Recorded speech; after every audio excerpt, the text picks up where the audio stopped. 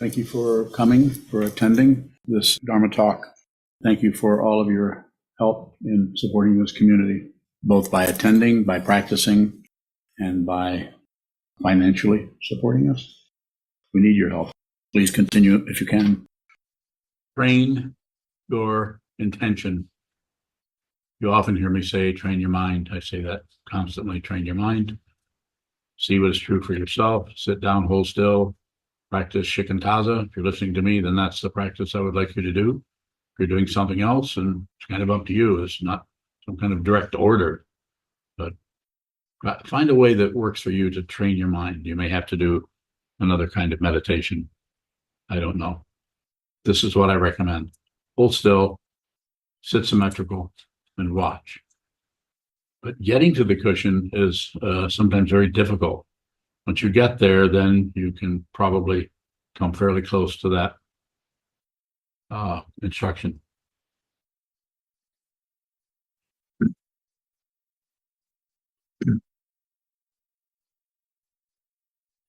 But to train your intention is to first, you might notice how vacillating or how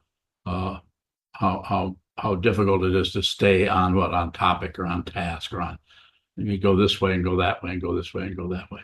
When it comes to the sitting practice of meditation, you need to get to that position of stillness. Because if you're moving at all, if you're moving your arm, you're leaning back, you're leaning forward, any of that, the body and mind are not two separate things. Also, I don't believe that. They certainly look separate. Go ahead and work with it that way if you want to. But if you're listening to me, you could consider they're not two separate things. But the two aspects of consciousness, which are body and mind, or the first skandha, which is form, and the other four skandhas, which are feeling, perception, concept, consciousness, which are all showing up in consciousness. So in order to work with the intention, you're going to have to do something with the body, because it's pretty hard to work with intention in the mind unless you've worked with the body quite a bit. In other words, sit down and observe. And sometimes people have difficulty with a regular practice because they don't have 25 minutes. They don't have a half an hour. They don't have an hour.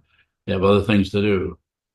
And reasons why they can't find time. So maybe a week or 2 weeks or 3 weeks have gone by where there's been no awareness practice.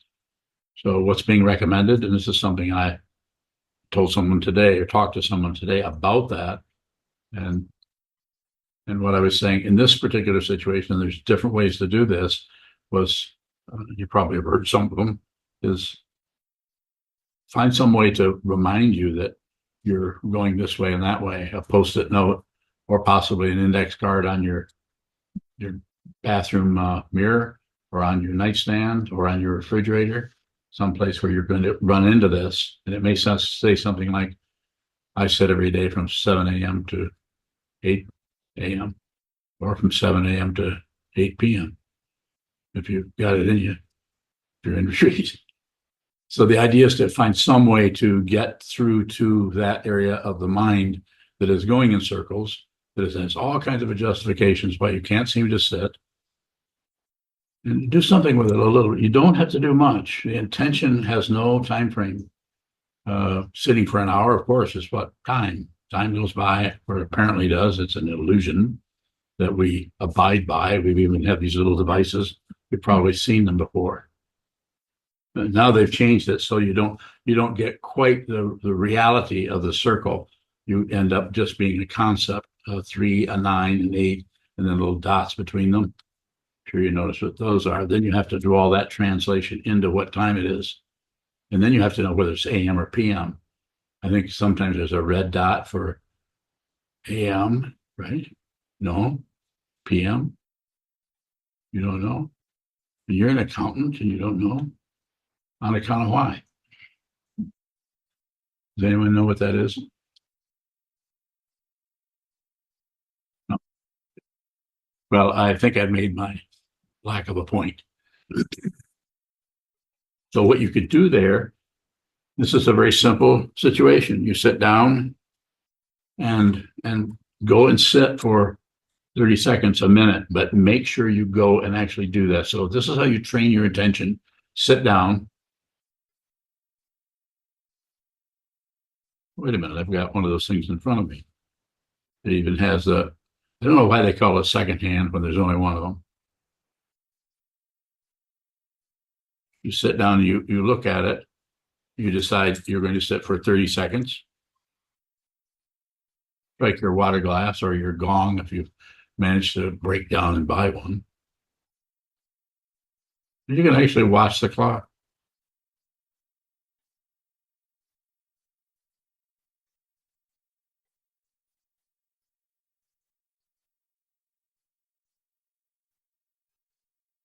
You're sitting in front of a wall. You might be sitting in front of an altar. You may have more than just a wall. And then strike the water glass or the chime or the yin or the whatever it may be. Get up and go do the rest of your day. And then the next morning or the next evening, whenever, come and do that again. You don't necessarily have to extend it into a half an hour. If you're working with intention, just do that for a month and see what it's like not to sit at all other than just the intention.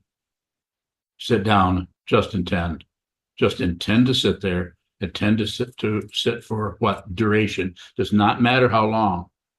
It only matters if you've been sitting for a long time and you have not sat more than an hour at a time. This is not a good idea.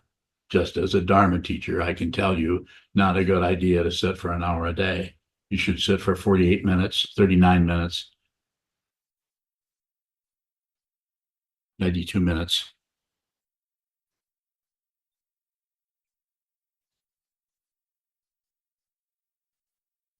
And what does this do? This little short meditation that gets you to get to the cushion, sit down for a few moments, a duration. And you'll notice that duration is very, very simple. It's not very long, so not much is going to happen. You don't even have time to daydream or plan your next strategy at work on how to get a promotion or how to stay away from certain coworkers. You know what I'm saying? That's just a gossipy part of the mind. And you know when you sit down, you're only going to have to sit there for 30 seconds. Remind yourself of that. And that will help get you there. But eventually, even that 30 seconds will be a pain in the butt because now you've got to do something other than just wander around with your head up your ear, thinking about this and going there and validating this and judging this and condemning him and evaluating her. Constant gossipy mind going and going. I'm not saying you're doing that, but probably something like that discursiveness is happening in the mind stream. If the body's in motion, the mind is probably cranking up quite a bit.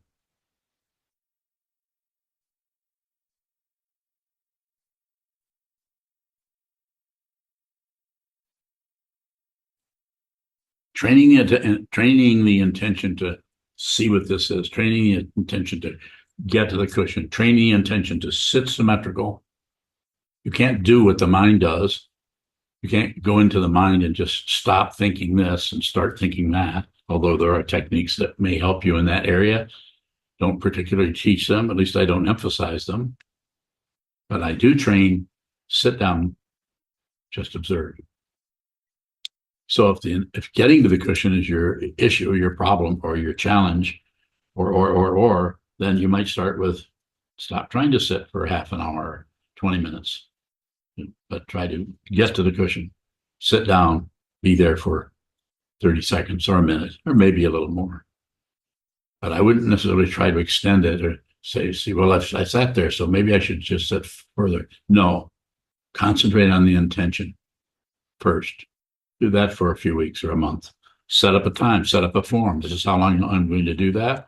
And then I'm just going to do what? Be aware of what the mind does when you set up an intention and you have a form, a particular shape. And notice what the mind does not like that. The mind wants to get out of that form, even if it's only 30 seconds. No, it does not like containers. That's why you have a container like a monastery. That's why you can have a container like a monk's robe. That's why you have a container like a raksu. You have a container like a schedule. You have a container like Denkoe or Ohatsu or any of the other sessions. Or the one we do in February where we sit 8 hours a day for a month, every day. You don't do much else. I highly recommend that you come in February and do that. It's only 28 days this year, isn't it? Last year was 29, wasn't it? That was really hard. 29 days. Intention. You're just doing something by repetition. You're just coming back. You repetition. You're intending. And you don't have the old bothersome, I don't have time, because you do have 30 seconds. And if you say you don't, then, well, maybe you don't. I don't know. I don't know what it's like to work with your sense of time.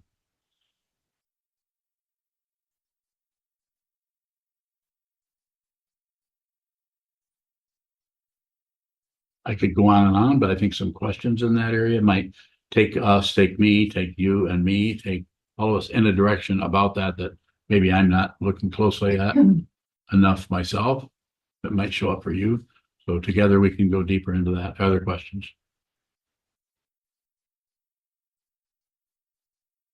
Bowing, are you saying in a way that if we just have a consistent practice that's the same every single day, that we could possibly stop training the intention in that?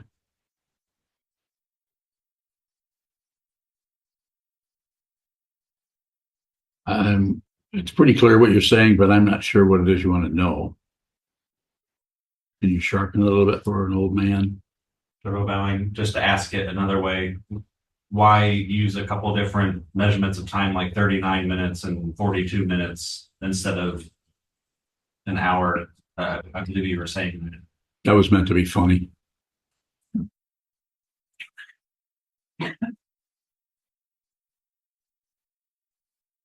Did I fail? So what I'm saying by that is I'm not saying you need to do some variability like that, but be very aware of when you try to get to a certain situation, like I sit exactly an hour or exactly this or exactly that. It can run over. In the monastery, it is about having a strong form so we can be in agreement about when this starts and when this ends. But you'll notice, if you haven't, you notice that I don't care if you get here on time. Much different than most monasteries or zendos, even Shambhala. If you didn't get to if the meditation started at 8 o'clock and you didn't get to there, and the umze or the timekeeper had already struck the gong, you had to stay out in the hallway until the first break of walking meditation before you could come in. I did that for decades. I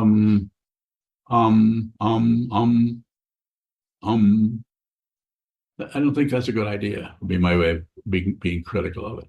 What I think is a good idea is that you know what your schedule is. Conforming to a statute or conforming to a standard, not helpful. To observe the standard or the statute or the rule or the regulation, that's what's helpful, to observe that and see how with your dynamic, including your difficulty even following a schedule, then you get to be aware of that. You get to be aware of your particular reticence or difficulty with schedules in the first place. The other way around is to try to train you as if you were sheep. We're just herding people to get them all to act the same way. Not a good idea. It took me decades to understand that.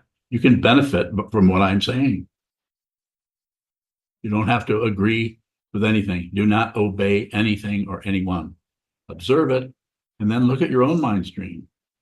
That's if you see anyone in this monastery that is a monk, and you talk to them about it, you'll find that I probably dissuaded them from becoming a monk, let alone receiving Jukai, or less. At least I would say, you really want to do this? This is not easy. You want to do this? And people would invariably say, if they're ordained, yes, I really am sure about it. I really want to do this. But no one is, there's nothing here to join. So you may need this kind of form, you may not. If once you get it, then that basically means you're going to do your best to observe this form as something that you align yourself with, not obey. You've already decided to do this. So you're doing it. So that's why I'm saying you could set up that form by training the intention. You could train your intention to just return to that cushion. That's hard. It's hard to get to that cushion because the ego, in all of its falderall, going around this way and that way, what it wants, what it doesn't, what it likes, gets in the way of that. And the next thing you know, the whole day has gone by and you pushed it to the back of the bus where it fell right out the back window. You don't even get to it because it's gone. You reprioritized it over and over again. And what I'm saying is put it right at the front, train the intention, get up 8 o'clock in the morning, 7:30, or one of those other numbers. They're all quite interesting. And set it up and then be there. It's only 30 seconds. Or perhaps, as I say, even this, I don't want to lock down on it. I'm saying it might be 45 seconds, or it could be 2 minutes. I wouldn't go too much more than 5 minutes because then that's too threatening to the ego that's got better things to do than have someone investigate the nature of that falsehood, that pack of lies we call me. There is no one there. What is there is unreal. So if it's unreal, you don't have to get rid of it, but you may want to take a close look at that disturbance that thinks there's somebody who is right, somebody who is wrong, and that you've got to find which side to join. This is what the whole world is doing. So we have armies. So we have Abrams tanks, and we have military weapons that can, if they hit you, they'll explode your head. Yeah, let's kill people. Not only kill them, let's just completely destroy them, even if they're 6 years old. That's coming out of intense insanity where there's no mind training at all there. But we can't stop that landslide. You can't stop it. But what you can do is you can work with your own landslide, your own interior causes and conditions, your own pratitya samutpada, your own karma that is coming out of endless, uncountable past lives. And there is no past. This is why you don't, I'm not saying you should believe in past lives. I don't. I'm not believing it. I'm not ignoring it. And I'm not disbelieving it. You don't need to take a position on anything. Your consciousness is already taking one hell of a threatening position by even showing up as a human being. Consciousness doesn't have to do this. Consciousness always finds its own form, as I've been saying for a few weeks. Always finds its own form. And that can be in the form of a tiger. That can be in the form of a leopard. That can be in the form of an angel, an enlightening being, a bodhisattva. Train your intention. Don't get your energy, your ideas, your comprehension from anything other than this. You find it here, go here. The only way you can go within is to watch what moves without accepting it, rejecting it, moving away from it. And it takes a long time. More questions? Yushin Bowing. You are talking right now about something more concrete, practical, like coming to the cushion. Yes, it's very practical what I'm talking about. How to deal with the intention, such as put others in front of you, or the intention to know the truth? How can you train this kind of So intention? the idea of intention, this is a very pragmatic, practical way of working with intention. It's a very important one because the other ones that you're referring to are not going to clarify unless there's a lot of basic just sitting meditation. Just find what you have a say-so about, which is your body. You can move this way, you can move that way, you can do this, but you can't, those same things, similar kinds of activity happens in the mind, but you cannot control it. You can't just maintain a vision of a purple rectangle in your mind for any length of time, maybe a little bit. And that's something very simple. If it's If it's the image of Avalokiteshvara or Manjushri, even more difficult and complicated. Padmasambhava, very complicated to visualize that in practice of Guru Yoga, to identify with that teaching principle showing up as your wisdom mind in the form of a almost mythical teacher. We don't know whether he lived or not. It doesn't matter. He's living now. So going back to your question, with the sitting practice of meditation, you will be more able to work with the intention that happens in consciousness as far as putting others before yourself, by observing the way you don't do that, by the way you continually go back into your own, what you think and how you're doing in evaluation. Be aware of that, so that there's a possibility that you can return to that vow that you received, the third of the pure precepts: be with all things, save all beings, put others before yourself. There's different ways of saying it. Whatever shows up, that comes first. Whatever shows up, that is the Buddha, no matter how bad it smells, how frustrating, how scary. That is the Buddha. That is the awakened one. And how that shows up for you or anyone else is going to be dependent on the causes and conditions that got you into this particular lifetime. I say particular because it is a particular one. You have particular fingerprints. Nobody's figured out how to change that other than burn your fingers. So it's just that area is going to take a lot of sitting meditation. So what I was addressing there is, let's work with the intention to even get to the cushion. The very first A1, the very first thing you need to do is get to the cushion so that you can actually sit there. So you might want to exercise that part of it first before you exercise staying there for 4 hours. Although if you're ready to do a block sit and you want to sit from 7 in the morning till 11, there are people doing that here several days a week. You have company. You can see the backs of other people. Just a way of talking about it. Did I get close to what you're looking at? You look at the way you're not doing it is how you do it, not particularly promoting it. Although there are slogans in Atisha 7 Points of Mind Training where he talks about absolute bodhicitta, relative bodhicitta, in a way that isn't actively working towards what you're talking about there. And that also can be valuable. More? Thank you. I'm wondering if there is any value in just saying that intention to my heart, or I guess this would where I would place this kind of intention. Okay, you're going to have to speak up because I'm going to have to repeat everything you say because they aren't going to be able to hear you. So just say something that's very easy for me to repeat. Is placing the intention on the heart internally has any value? Yes. Placing the attention here has value, yes, but it's different with each person. I don't teach a dynamic like that, but that is taught in some traditions by some teachers. And if that's something an area that you go to, you personally go to, and I'm totally in favor of that.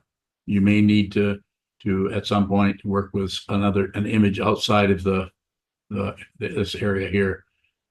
An area of visualization, or possibly a mantra practice of some kind. Don't you do a mantra?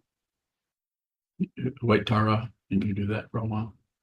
I did a little bit. Okay, well, I thought you'd done some of that. But it doesn't matter. We can go into that another time. Anything else? Divine, what does the resistance to a form, like you were saying, that our ego really pushes against any container being Yes. contained? What can we look at to see that ego more clearly? Usually it shows up in some kind of polarity of success and failure, or pride and shame, or right and wrong, or life and death. All of those polarities, somewhere in there is where the ego gets its sustenance or its nutrition, by having some kind of polarity between that creates someone who's having that kind of an issue. more about it?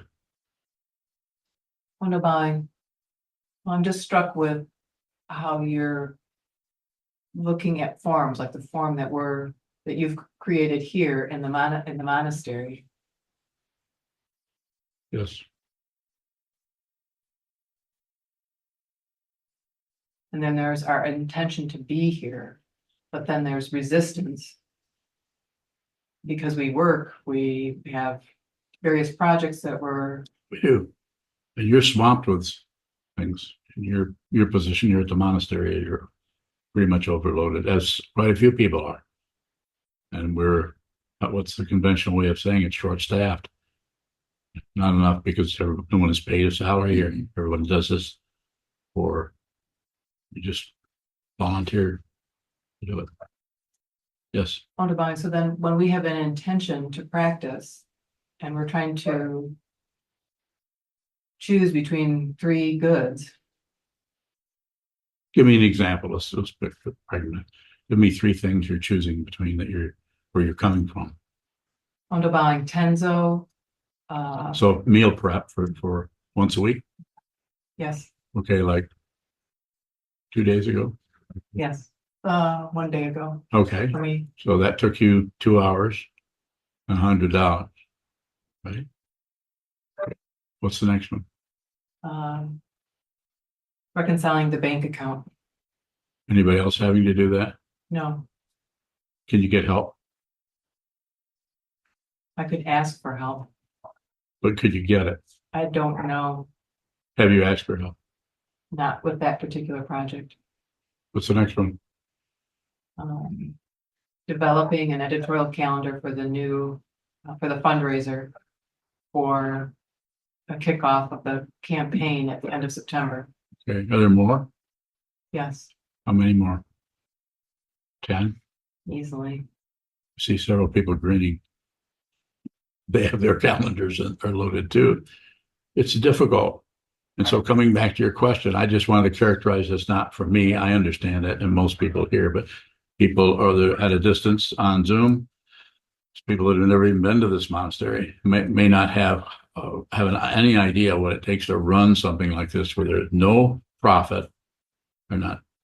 There's no profit, there's no product, and there's no service. You could say, well, yes, there's a service for training the mind, but it's not something you can charge for. Yeah, this has to be given. And that's why I ask, as I'm asking you right now, help this community. If you want this to survive, there's no way to survive. We can't charge a fee. This doesn't mean we don't charge somebody some money. If they live here, we charge them tuition, but it doesn't cover all the situation.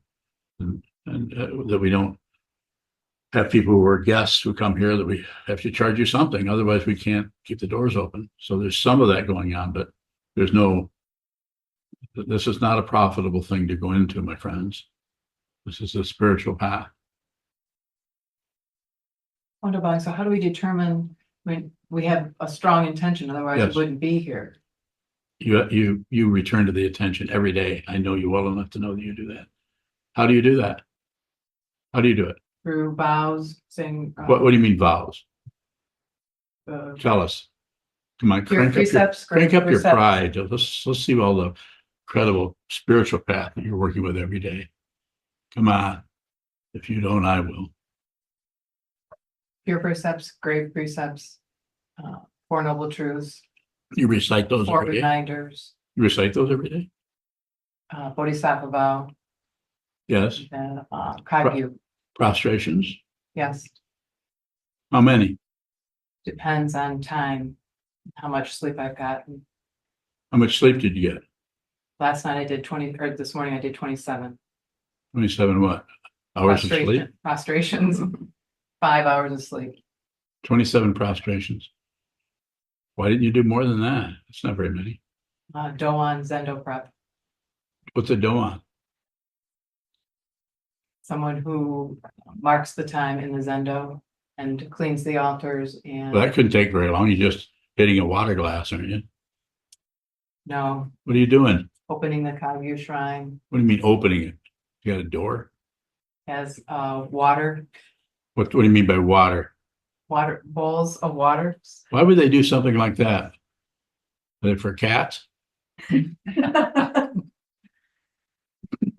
had a cat once, used to drink out of but he wouldn't just drink all of one of them. He would drink a little bit out of each one. His name was Duffy. Yes.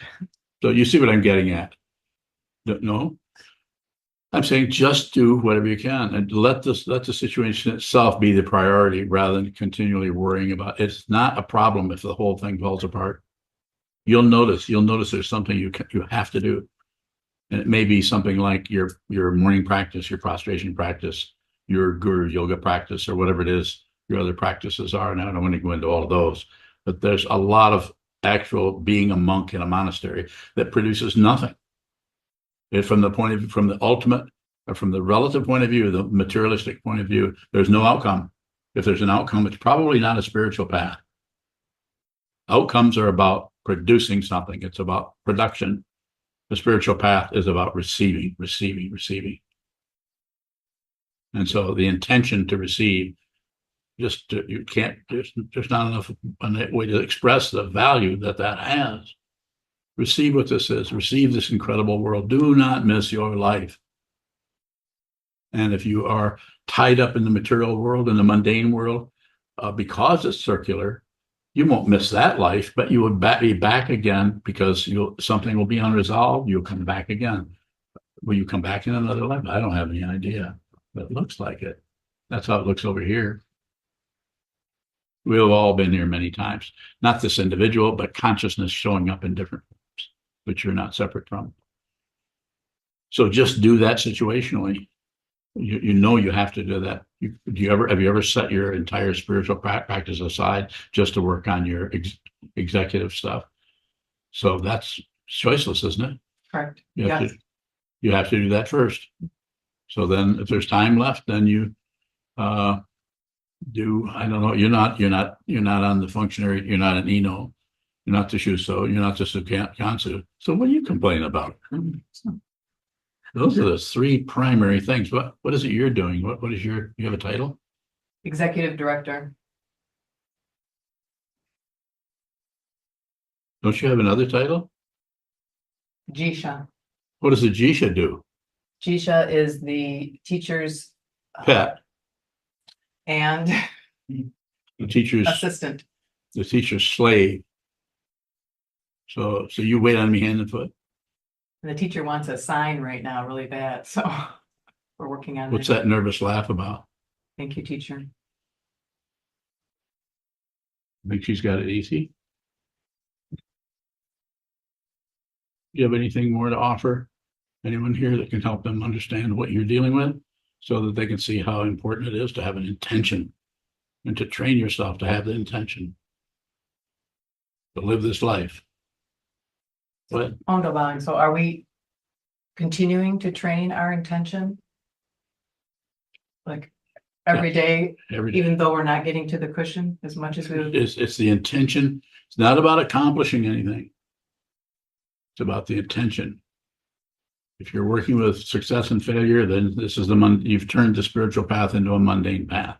I'm not saying it isn't taught that way in some places or temples or monasteries by some teachers. I don't do that. I'm not particularly evaluating anybody. There's no graduate degree being held out. There's no degree. Completely useless activity being a monk from the point of view of the world, the worldly path, mundane path. That's why they call monks leavers of home. They've left the society where we're still having a job. You're a therapist.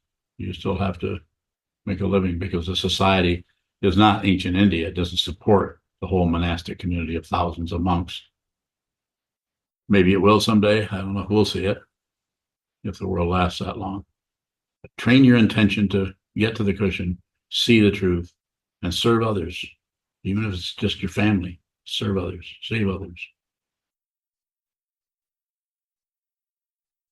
Sokuzan, on the path, as we start prioritizing the practice, is that ego aligning itself with the intention? Say more.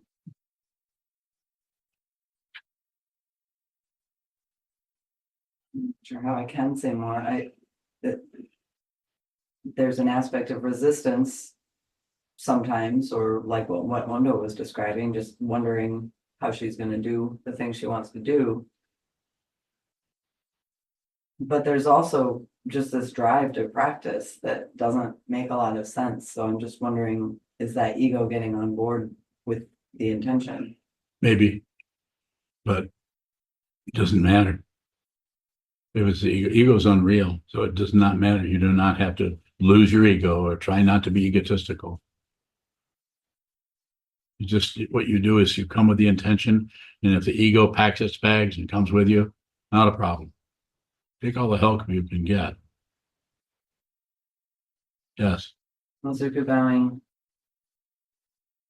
It seems like it would be a good thing for the ego to to align itself with the intention and the vow. But I wonder if that makes the ego harder to see. Is No, that a way of hiding? No. there's no way to figure out something I'm doing this, so now I can see the ego more clearly. You cannot strategize this. And the ego is full of those kinds of thoughts and emotions. All those that are showing up in your area are generated by what? How do you know that? I thought it was by bodhicitta, the mind of awakening. You think it's ego? How about y'all? No. What do you think? You're thinking about something else, right? No, both, I would say. What? It's ego maybe covering up the bodhicitta. What do you say? I'm really not sure now. Well, so, just I'm asking you what. It looked like ego trying to find the right way to see what this is, No, to me. but it has the ego has the assumption that if it finds it, that it gets to be included as the one who helped you see the true nature. Doesn't that work? So I can take a few more questions. We'll get off this particular third rail. Yes, sir. Yoka bowing question from Shoshi. Shoshi bowing, is there a difference between the ego container and the shikantaza container? Bowing. Same thing. Containers.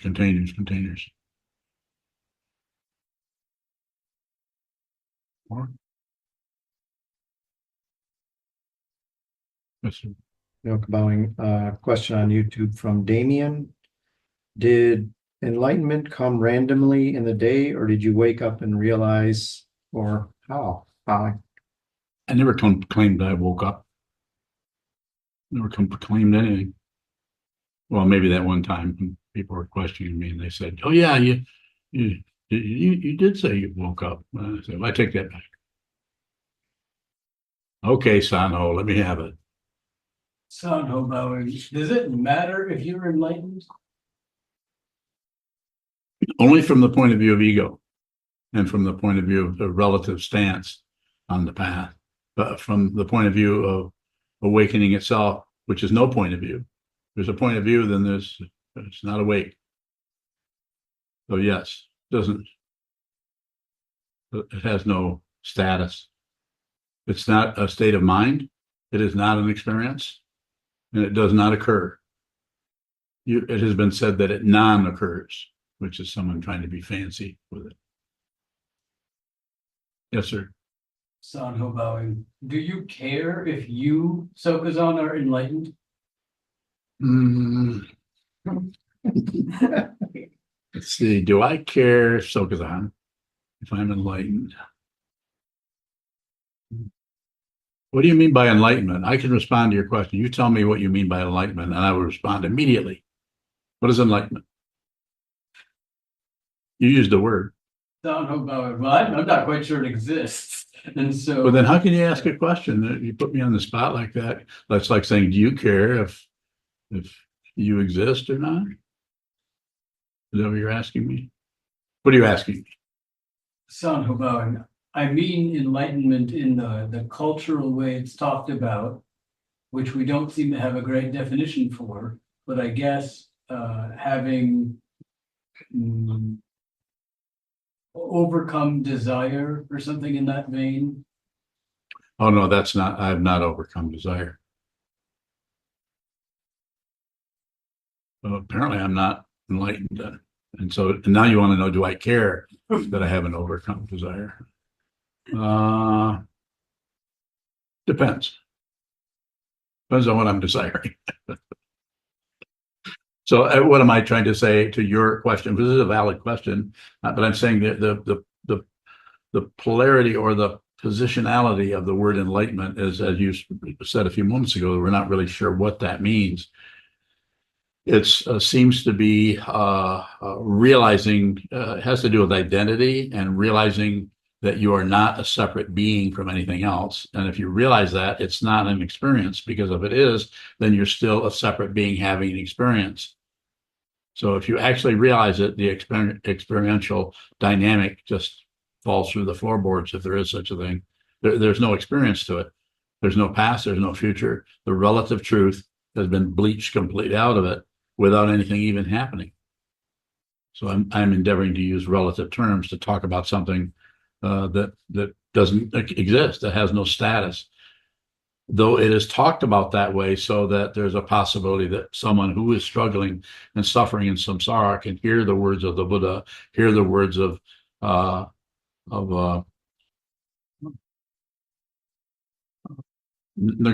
or Vasubandhu or Dogen Zenji or Huineng, excuse me, all the other teachers, hear that, the way in which that was presented, and resonate with that on some level, where there's the encouragement to actually practice, train the mind to see the truth, to practice the way of the Buddha. Chisho. Chisho, going back to what Ondo was asking about, what sets the volume of activities at the monastery? Bye. Very, very good question. What sets the volume, the amount of the activities at the monastery? What sets that? I don't want to, I'm not trying to squeeze out of it, but it's like the situation itself, and it happens with the community, and it happens with the functionaries, or the sukansu, who is the Western word would be the prior of the monastery, the shuso, which would be the head student, and ino, which would be the person who is in charge of the happenings in the zendo proper, the actual practice space of meditation or chanting sutras at this point anyway, in this particular monasteries. And then there's people who have the another executive director is Ondo, and she's involved in, I don't know, how would you define your Kind of the business admin side of the monastery. business admin side? And so that's been, the whole area is kind of shaking up right now, and people are off in retreats. So Unyo is at Carmen, Jason is out in California. Sokuzan, who is the Shuso, but is not the acting Shuso right now, is Senshu. So I'm just kind of laying this out a little bit for you, so you can see that we just do the best we can with the person power that we have to accomplish things. But as far as who sets the volume of it, does it seem situational to you? Can you say more to that, since you're the admin person? Ondabang, it seems like there's, like what you're saying, it's situational, what shows up. But there's, right now, it's the vision of the abbot to have a community mindfulness center that. Then yes, they have, and that mindfulness center is very important, and I'd have no evidence for that. There's no proof that it will even work. I'm not interested in things working. If I were, I certainly wouldn't be doing this. This is not easy to do. I have no instruction. I was never trained in this. I have no idea how to do it. It's probably a good thing. So you guys are all being led around by, what would you say, Sanho? I like that mudra. Yeah. He did this. So you're the Sukansu. What are you? How would you answer Chisho's question? I think he has another one coming, so you better hurry up with this one. How would you? How is the volume? How is this worked with in the monastery? How are we doing that? Would you say situational satisfies that response. Yes. You're right now foregoing your sitting practice with my approval, I guess you could say, or my, at least my inclusion, to actually work on a building we just purchased to get those floors ready, get the walls ready, get the whole place painted so that we can have somebody move in who will pay tuition, not rent, tuition to actually live here and practice here. So it's important to get that done because we're making payments on that building. This is true of all the other buildings here, and they're at different stages of that kind of same situation. So where do you go? There he is. Is that enough of a response, or just Mr. Bowing, I feel that if a form is set up, then that form being set up itself brings a lot of rigidity actually, because flowers have to be cut, flowers have to be placed, water has to be replaced. All of those take time. So that's why I was wondering how it is situational if a form is decided, but then the form brings a lot of rigidity with it. But the way the rigidity shows up is the person who is observing the form and the way in which they observe it.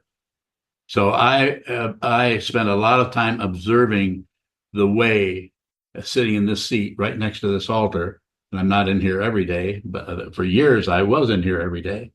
And that's how this all got set up, is I watched, I set up the form according to standard Soto tradition, and then I watched the way people observed the form or fulfilled the form. And then I allowed people, when you say allowed, I'm not saying I let them get away with something. I'm saying I watched the way people worked with the form. So there's part of that. On top of that, the idea of filling the water bowls and replacing candles and so on. It's about creating an atmosphere in here that supports sitting practice of meditation in such a way that just someone's living room, not that you can't do this in your living room or your bedroom or down the hallway. All you really need is to have a Buddhist altar. All you need is a copy of a Buddhist text and laying on a table. That's a Buddhist altar. You don't need a candle. You don't need incense. You don't need anything but that. You might need to have more on there, like if you make offerings of flowers or water, but it's a way of relating to that using a form. So coming back to your inquiry or the way of talking about it, you're saying that it's rigid and no one is forced to obey anything here. So it's not rigid. It's set up. Here's the form. You know this, Jisho, you lived here for a couple of months, which was probably long enough to see how people were relating to this. And if you remember, when the form was here, you were here every day, weren't you? You were here every single day. But you also observed how a lot of people weren't here. Do you remember that? Yes, I know. And so I'm saying you're here every day, and then you notice how some people are not doing this every day, but they are not, so to speak, called on the carpet and scolded. I might have a talk with someone if they never show up. I might say, maybe you want to live somewhere else, like down the street, go rent a building. There are people who have lived here and can't do it. And have talked to me, and I don't know if that I've encouraged them by pushing on them, but I have offered that, you don't have to live here. You could practice here and rent a house 2 blocks away or 6 blocks away and just come here as much. But you notice if you live here, you got to have a strong presence of the form that helps you practice, especially if it's supportive to you, but there's no demand. It's not military. Your way of relating to the form is very crisp, very clear, very definite. I mean, I'm able to see you just about every time there's a block sit. I can see your back facing the Zoom screen in real time. You're here most of the time, even though you live, hundreds of miles away. So what am I saying by this? I'm saying your take on this, and Navid's, who lives in Iran, and Jen Wade's, or Michelle Reed, or Deb, or anyone in here, is going to be different. And that's why I've endeavored to make the form there, make it present, make it definite, make it something you can read about, or you can see, you can observe, and you can see there's There's a uniformity to what the form is, but there's not a uniformity to how it is observed. So therefore, it's not rigid. Does it feel rigid to you? Ishwang, yeah, I think so. Meaning, for example, if there is a book study, then there is a form. The computer has to be set up, the audio has to be set up, the table has to be set up, the books have to be brought out. All of those have to be done anyway. Okay. To be, the same way with service or whatever, all of those things have to be done.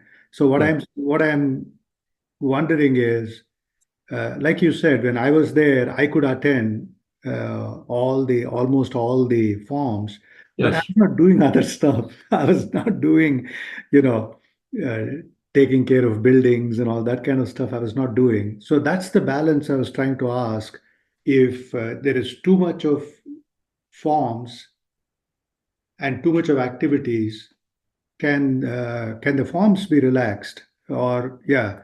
The forms can be relaxed in terms of the person doing the practice. So we have people living here who a lot of their activity in the forum is taking people around who don't have cars, or doing just things that show up, like someone coming to the airport, and that means somebody's got to spend some time getting a car, or getting your own car and going and doing that. So those are situational. But as far as cutting back on the forms that are here so people can do more administrative work, I'm not going to do it that way. This needs to, and I appreciate what you're saying, but I'm just saying that if the form needs to be relaxed, then it needs to be relaxed by the individual practitioner, and not by me, say, stepping in and saying, stop doing this, or don't do this anymore, or we won't fill those water bowls anymore, or we'll only have, what was it?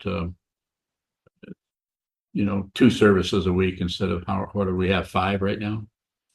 3 morning and one evening. 3 mornings and 1 evening. And there was a time many years ago when we practiced every day. Every morning was every day. I know I was here. And now I'm much lazier, so I don't do that. What would you say about what? That's a very good, because she shows what it's saying is addressing directly what you're having difficulty with. You're very dedicated and devoted to practice, not that other people here aren't, but you also have all these administrative things that you're involved with, including the fundraising situation and so on. You're not the Sokuzan or the Shuso or the Ino, but you have these other responsibilities. Based on what he's saying, do you agree that you should relax some of these forms? Like, say, you no longer have to do any prostrations? Ondabai, I don't agree with He's relaxing. laughing too. You don't agree with that? With relaxing forms, I really appreciate your response that it is individual. There is, though, some thing that needs to be addressed, and that is with people here in the monastery. There's many more now that are working full-time or have children at home. So there are less hours that Yes. people can dedicate to the monastery projects. And that's what Yeah. pushes us to purchase services rather than do them ourselves. Hire somebody to do plumbing or something, or just make Shoto do it. Shoto's a pushover, aren't you?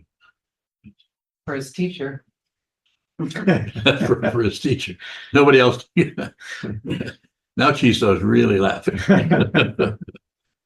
He's lived here, he knows. Okay, so we can close, or if there's a final question, Jishiju. Can forms be broken out of seeing? Out of what? Out of seeing. Seeing? Of course, that's always broken.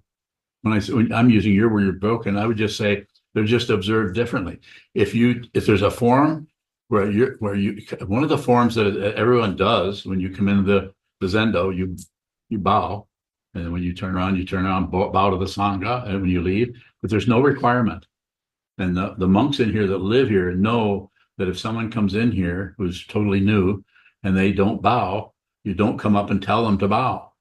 Nor do you train them how to bow unless they ask, how do I do that? They put your hands together and Where do I do that at? I said, just observe, you'll find out. But we don't go around and train people so everybody, it's just a different way of using forms than I was trained. As I said, I don't teach in the way I was trained. I teach the way it looks like it needs to occur, since I happen to be the what do you want to call me, the abbot or the guiding teacher, whatever. Then I use some of the forms, very much so. I'm very much interested in chanting the sutras. It's a very traditional Japanese form that we do. But as far as making sure everybody bows at the altar, or anytime you pass in front of the teacher, you have to bow. Now, if you're a fully ordained monk, you need to bow to the teacher. But if you've only been in here 3 weeks, we're not going to even suggest that or recommend it. That would have to surface in your consciousness. The form needs to find, the consciousness needs to find the form that it needs. And that's true in your situation and in mine and everyone. Go ahead. I'm wondering, in that dynamic which Ondo just presented, whether there is a difference when she's operating out of putting others in front of her. And this is a very different thing than to just think about ego being in conflict. I don't know how to, it just came to me. But can you rate what she's saying? I don't follow, sorry. She doesn't follow you, but she has a nice smile of sorts. And so do you. So you should smile at I'm each just other. thinking that our intention is to serve others, to do things for the others first. So whatever you are doing when you are breaking the form, you are serving others in each gesture you are making. This is how I see you, at least, operating here. I don't think anyone is hearing what's happening. So we have a good hour, almost an hour into this. I'll take one final question on Zoom. First hand that goes up will be counted as number one, and the third hand that goes up gets to ask a question.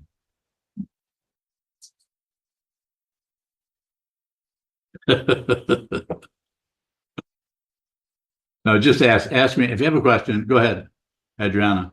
Adriana bowing. What does it mean to refrain from killing, the seventh precept? How can I think about that? So be aware of what you kill. I gave a talk not too long ago. I think it was up in Grand Rapids. It was titled, "Do not kill your thoughts," wasn't it, La? Don't kill your thoughts. It's just a way of saying that anything that arises has a kind of birth to it. So anything that arises, don't kill something you don't even know what it is. Just because it's rough around the edges, we want to stop thinking that, or we want to change, or we want to do something with everything. Stop meddling with your life and receive what shows up. If you have something arising in your mind stream, even in your life, if someone, I'm not saying you should allow yourself to be bullied or abused or robbed, but anything that comes your direction has a certain kind of credential with it that, dependently arisen, gives it the right to be there. Doesn't mean that it's correct, that it might be totally wrong, or whatever, use the fancy word evil. It might be a terrible thing coming your way, but the causes and conditions that arise around anyone or in any situation in your life or in your mind stream, I'm not saying you need to validate them. But you might want to look at what that is, what shows up, before, or at least at the same time that your prejudice jumps right on board and says, no, that shouldn't be that way. I shouldn't be feeling that. That shouldn't be happening. Most of the world is doing this, or they go the other way. This should be happening. I need this. I need more of that. Or the other one, shut it down. Not important, not concerned. I don't care about the children in Gaza. Why should I be concerned about something over there? I got problems with my own. You know what I'm talking about. All of you. I'm not accusing you of anything. And it's not that you need to travel to Gaza, but be aware of everything that shows up without comment if you can. It's the commentary that covers up the reality that is there. And so the intention to see the truth, coming back to the original theme, is what we need to work on as far as this particular teaching. Intend to see what this is. Start by intending to get yourself to the cushion and practice. Even for a short period of time, that intention gets reinforced. And eventually you will sit there for 3 or 4 or 5 hours at a time. If you want to see the truth, if you're inspired by the Buddha's Dharma. Bowing, is there a difference between killing my thoughts and ignoring them? I think there's a similarity, and you would know in your own mind stream if you have thoughts come up and you have a way of deliberately ignoring. It's very difficult to do that if you're practicing meditation, shikantaza. But you can distract yourself if the thoughts are bothering you. Go for a bike ride, watch reruns of this or that or the other thing. Anything to distract. That's just a more active way of ignoring. So there is a difference, and there's even a time when you might need to do that because the dynamic happening in your mind is just so completely painful that you need to get away from that for a while. So again, I've said this hundreds of times. It's not about doing it right.